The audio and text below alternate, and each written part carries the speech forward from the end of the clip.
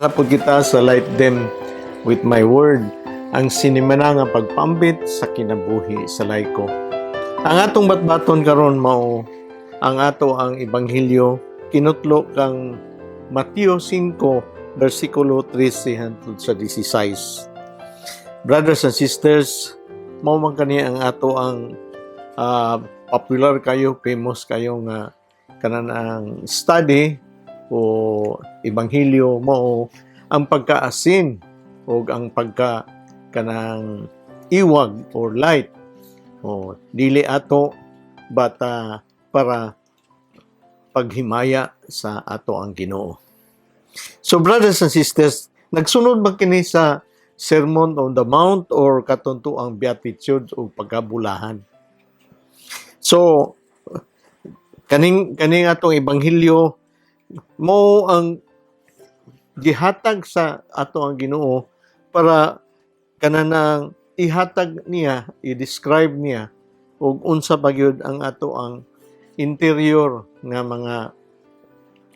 mga batasanon, isip usap mga disipulo, isip usa ka asin og iwag nga nagalangkob sa ato ang misyon, no? Isip binunyagan.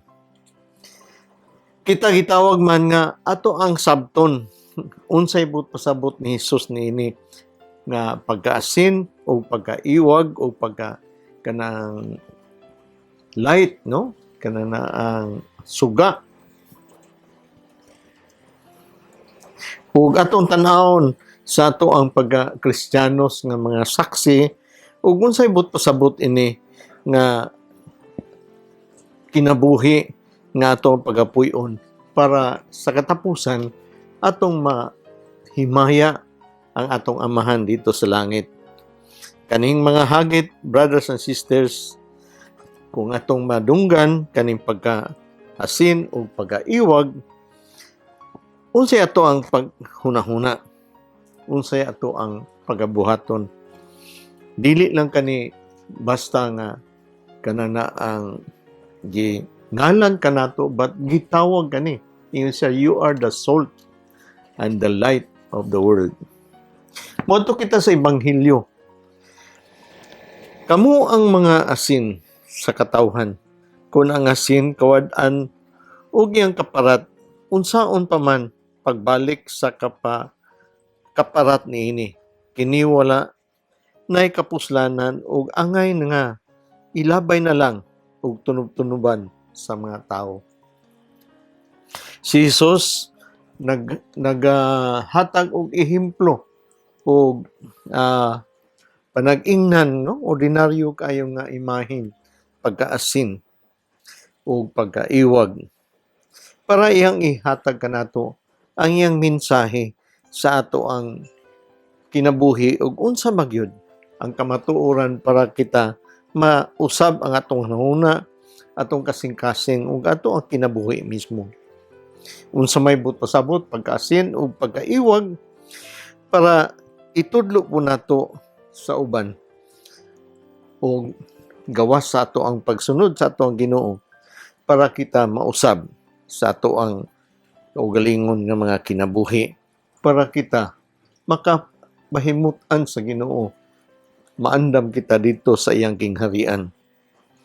Pag-asin, brothers and sisters, kung makaini, importante makaini nga commodity or importante magkaini sa ato ang panginabuhi ang asin, no? Ngani sa katiguangan nato, mo man ni ilha magani ning kuan, importante kaayo kay ila man kanini ang i-baylo, no? I-trade nila. Labi na nakita sa warmer, no? Dili kita dito sa kanang tugnaw ng mga dapit kay mahimo man kaning ato ang gamiton para i-preserve sa ato ang mga pagkaon, no? Mas may matong dito sa tugnaw na kay ma-preserve man nilang pagkaon dito, but dire mo'y atong i-preserve mo bitaw nang na usog ka ng ginamos, dayok, bulad, brothers and sisters. Para bitaw sa kanang ato ang mga amigo ino nga makailami oy. Amigo wa man kay kanang kapuslanan no? Kay wa na kay lami. Sumo na siya nga kung dili kita magtarong pud sa ato ang relasyon, wa gyud tay lami kay ngano man dili man kita loyal, di man ka ta magtinud-anon ato manggilibak ang atong igsuunan, no? So kanana ang dili man kita makatabang, dili man kita maka-encourage, no? Brothers and sisters, mo po ni ang buto sabot sa Ginoo. Kung asin gani ka, makatabang ka para pagmugna sa katawhan sa Ginoo. O ikaw mahimong usa ka amahan, inahan, o usa ka maayo nga kanana ang lumulupyo or Kristiyano sa ubang tao. So, therefore, ang asin day nagtawag ka nato sa ato ang kay kung iyon ka nga lami, sa atong pagkalami, nagtawag day kani sa atong pagkabalaanon, no? Kay kung dili na tabalaanon o nata sa mga hinangal sa atong kanang Kristiyanos o pagkatao, mawala ang pagkalabi nato, mawala ang atong pagka-Diyos nun, mawala ang ato ang pagtamo diha sa sugo sa Ginoo. So wala kitay lami o dili kita balaanon. Mawala ang atong pagkalami, brothers and sisters, kay gialaw nato ang ato ang kanang kasalanan nga mo tunhay natintal kita, no, sa kanana ang kalibutan nun nga pamaagi. Nakurap kita ni Satan, no, sa ato ang kinabuhi. Ang atong Ginoo nagkinahanglan kanato nga naghatag o nagtawag kanato, nagpaymangno kita nga ato gyang i-preserve ang atong balaanon kanana ang pagkaasin.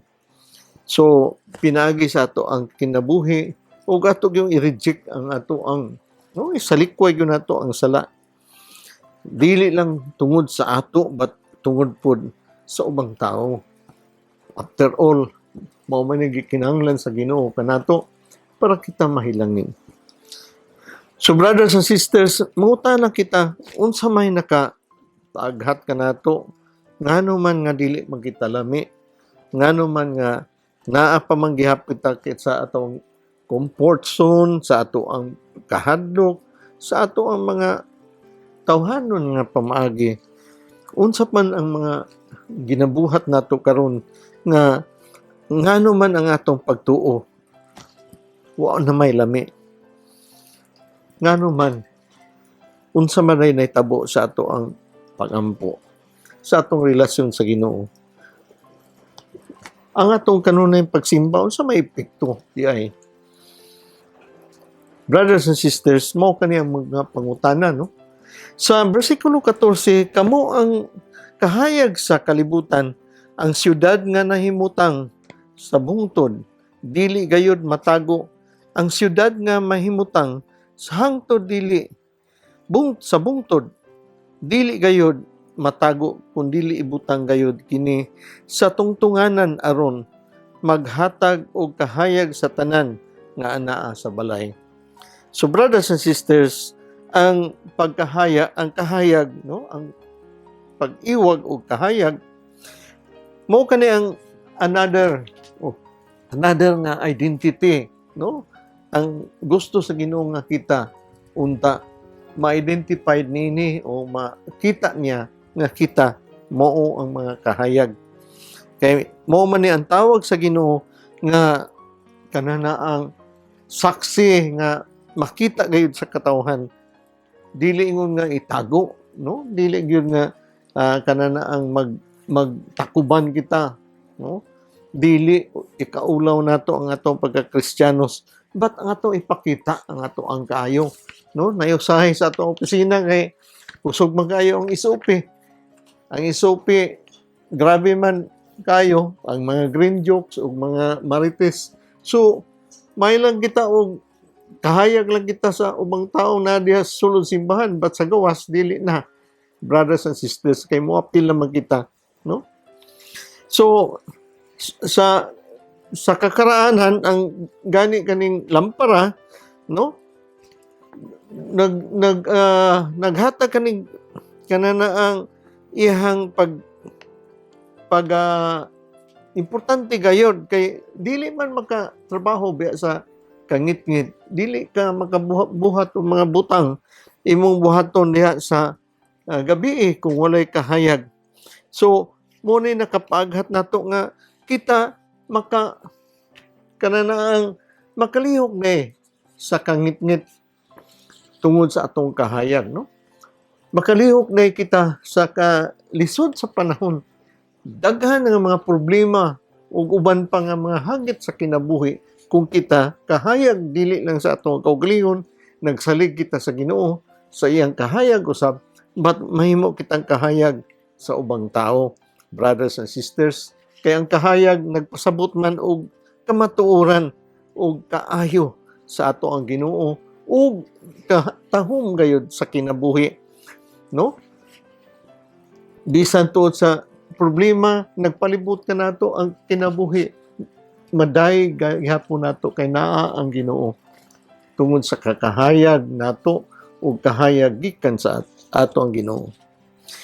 So ingon siya sa Psalm 39 verse 9, in His light we see light, no? His word is a lamp that guides our step. In Psalm 119 versikulo 105. Ang grasya sa Ginoo di ay nagdanag, no? Nag-iwag sa kangit-ngiton diha sa ato ang kinabuhi. Puso mipuno, brothers and sisters, sa ato ang espirituhanon nga kahayag, espirituhanon nga kalipay, no? Pagmaya o espirituhanon nga peace. So ang kahayag day mo'y makahatag kanato og kamaya o kanana ang kalinaw. Naagi kamatuoran og naay kahayag, brothers and sisters. Ang kahayag, brothers and sisters, nag-exist, no? Ang pareha sa kanana abitawng adlaw, nag-exist ba na ang adlaw? Namugna ba nga ng adlaw para ngit-ngit? Ngani mo ngit-ngit lang ang kalibutan og matabunan sa kanana ang bulan o pagtuyok sa ato ang kalibutan, no? Mangit-ngit lang kay dili kita makita sa adlaw. But ang kahayag kuno, brothers and sisters, gimukna gyud na sa Ginoo para mo sidla, mo danag, mo iwag, no? Muna nga to Kristiyanos nga kinabuhi, kinahanglan gyud gibuhat kita sa Ginoo, gibautismuhan kita sa Ginoo, gihimo kitang mga anak sa Dios, dili lang katawhan sa Dios but mga anak sa Dios, para kita, brothers and sisters, mo danag, mo iwag, mo'y mga suga sa ubang tao. Si Jesus naghatag sa imahe sa kanana ang lampara o kahayag para iyang i-describe, no? Iyang ihatag sa ato mga disipulo o unsaon pagpuyo isip usa mga kahayag nga naghatag sa kamatuoran o gugma. Pinagi sa natural nga kanang kahayag nga magdanag magyud sa kangit-ngit o gani magpasabot nga makakita kita kay gidanagan man ang kangit-ngit makakita kita sama sa usa ka sala ug dili madanagan sa kahayag sa Ginoo, dili nato makita nga makasasala kita. Mao kina ang kahayag ni Kristo iwag gayud sa ato ang kasing-kasing kita nga mga binunyagan, kita nga mga magtutuo para makakita kita, no? Unsa ba gyud ang sala ug unsa ba gyud ang kamatuyuan sa Ginoo diha sa iyang ginghari ang dayon nga iyang gitagana kanato. Ang atong mission, brothers and sisters, kinahanglan nga kita mga light bearers, no? Kinahanglan kita nagdala og mga kahayag ni Kristo para ang uban makakita usab sa kamatuoran sa ebanghelyo o sila malibre diha sa ihalang pagkabuta.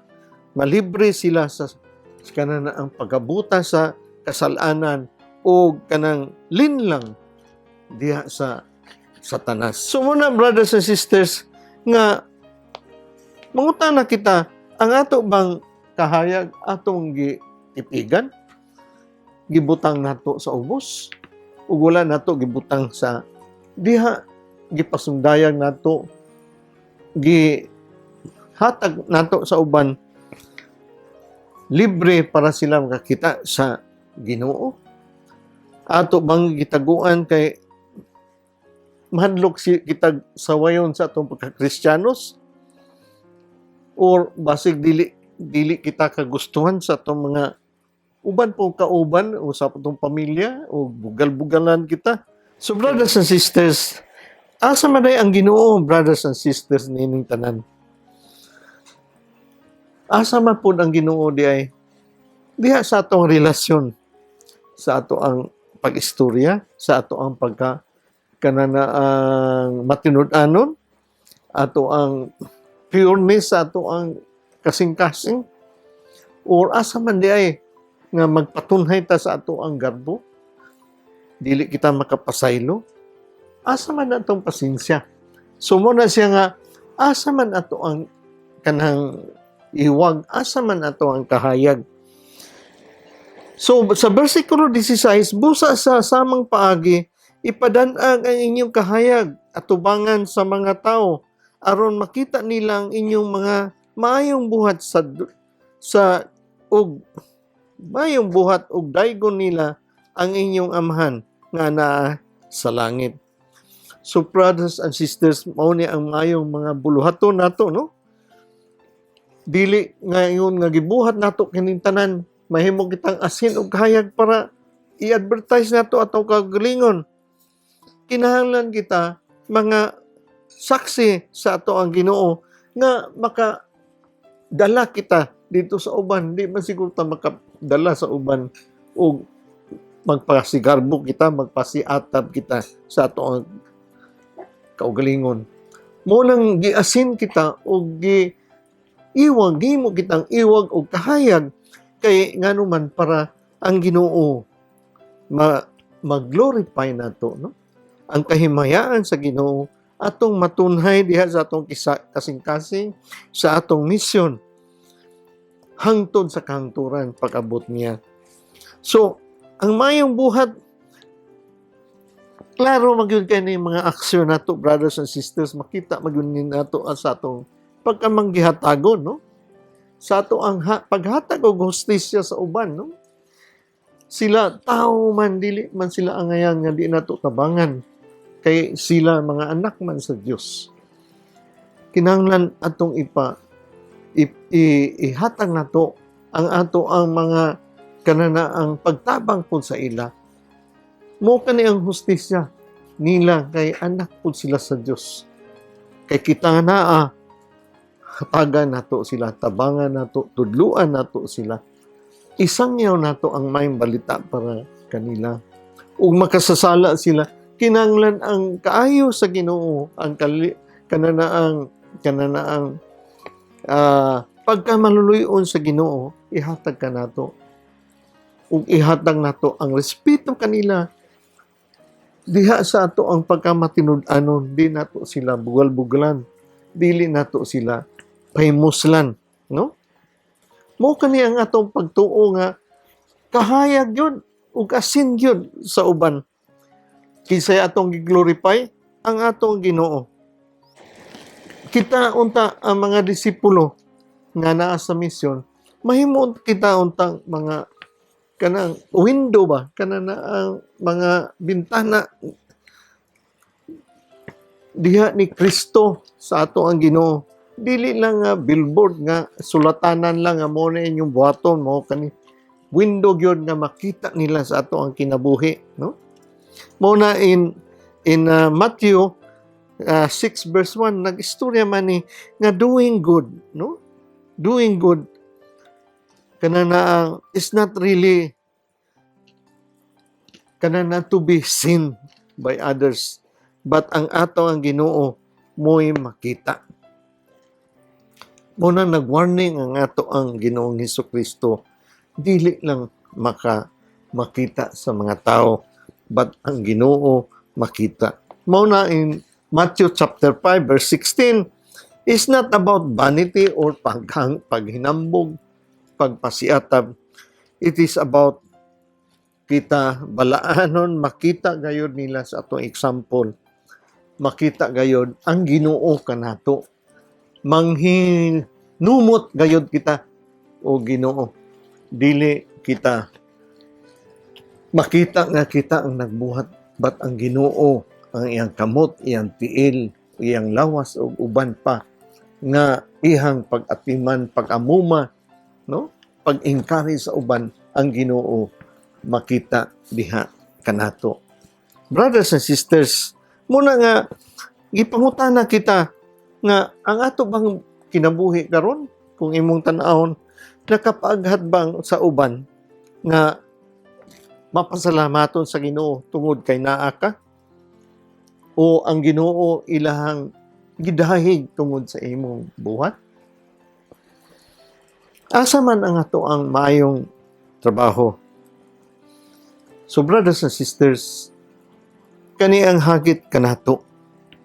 Muna, kung tanaw nato, in summary, brothers and sisters, gigamit ni Jesus ang asin ug ang suga ug kahayag para pagpanudlo sa katawhan kaniadto sa iyang panahon ug kani importante gihapon bisan karong panahon na kay kani nga gasa pagkasin ug pagkakahayag dili man para kanato apan para kita epektibo ug maluntaron ug kananaang malampuson gayon ang kanang trabaho sa Ginoo diha sa pagkabig sa uban para sila, brothers and sisters, madala po diha sa gingharian sa langit. Ang kanang asin maka pabalaanon man gyud nato, makapreserbar man gyud sa ato ang kinabuhi, makahatag man gyud og kananaang pagkalami no sa ato ang adlaw-adlaw nga kinabuhi sama sa lami nga pagkaon nga ato ang pagatimplahan sa asin. Unaw na kuno og walay asin atong pagkaon. Mao po di ang ato ang kinabuhi adlaw-adlaw. Ang atong Ginoo nagtrabaho magyud para kita mapreserbar. Dili man gayud kita giyaan sa Ginoo. Ang ato man lang gyud, no? Ang ato man lang gyud nga atong pagabuhaton ang atong parte. Kay mo magyud ni ang gisugo sa Matthew 28 verse 18 to 19. I will be with you till the end of this world. Go and make disciples of all nations. Brothers and sisters, no? Kaya ingon siya sa Romans chapter 14 verse 17, Kingdom of righteousness, peace, and joy is in the Holy Spirit. Dili magyud mahitabo og wala ang Espiritu Santo diha gipadagan sa Ginoo kanato para kaning tanan pagkabalaanon, pagkaasin ug pagkakahayag. Dili gayud nato maingon nga imposible na to buhaton. Kaya ang Ginoo naa kanunay kanato, brothers and sisters.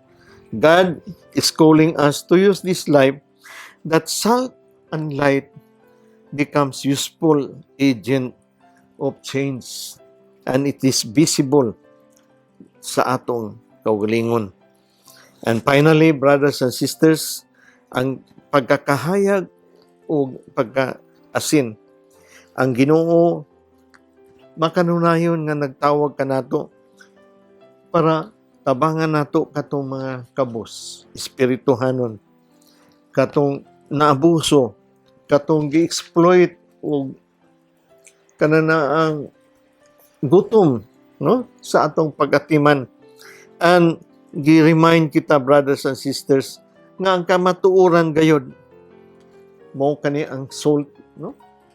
Ang kamatuoran yun ug ang hustisya mao kani ang ato ang hustisya sa uban pagkabig nila kay mga anak sila sa Ginoo. Ato silang luwason diha sa kasalanan. Mao kaning hustisya, mao kani ang light, no? To become holy, witness, mao ni nga makaaghat ka nato sa pag-evangelize sa uban. Mao man kani ang pinakauyukan, brothers and sisters, sa ato ang pagka-Kristiyanos, to be salt and light of this world. Salamat kayo ug maayong gabi sa tanan. Light them with my word. Sa sunod na mod nga hugna sa ato ang pagpaambit. God bless. Sa ngalan sa Amahan, sa Anak, sa Espiritu Santo. Amen.